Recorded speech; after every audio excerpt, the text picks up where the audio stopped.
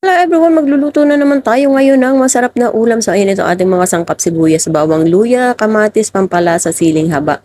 At syempre meron din tayo ditong gulay, talbos ng kamuting puti at dahon ng sili. So ayan ang masarap na ilagay sa ating ulam ngayon dahil masarap yan sa sabaw. So ito nga ang ating lulutuin. Ayan ang ating tahong. Ayan, nahugasan ko na yun mabuti at syempre babad muna natin sa tubig habang hindi pa ginigisap. So ayan.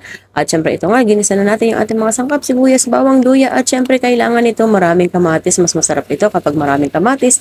At syempre kailangan yung kamatis ay durog na para talaga namang yung sabaw niya ay talagang malasa at nakakatakam kasi mapula yung kanyang sabaw. So ito na nga, ayan, ginisa na natin yung ating tahong at hayaan lang natin yan na mag-isa sa mga sangkap ng mga ilang minuto para talaga namang manuot muna yung lasa ng ating mga sangkap sa ating tahong bago natin yan lalagyan ng tubig. So ayan, kasi itong ulam na ito ay talaga namang ang sabaw nito ay napakasarap talaga. So ayan nga, nalagyan na natin yan ng tubig. So ayan, at syempre dahil nga ang sabaw nito ay yun ang pinakamasarap talaga, kailangan medyo madami yung tubig. So halo-haloin lang natin yan at syempre antayin lang natin yan na kumulo hanggang sa maluto yung ating tahong.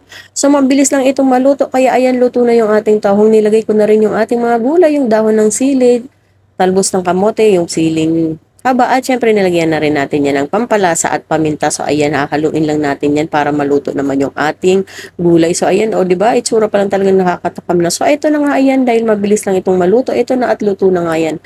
So ayan, o diba, itsura pa lang talaga matatakam ka na at yung sabaw niya talaga namang nakupo, sabaw pa lang talaga namang ulam na. Ayan, o diba, napakasarap talaga ng ulam na ito at bagay na bagay sa panahon natin ngayon dahil maulan.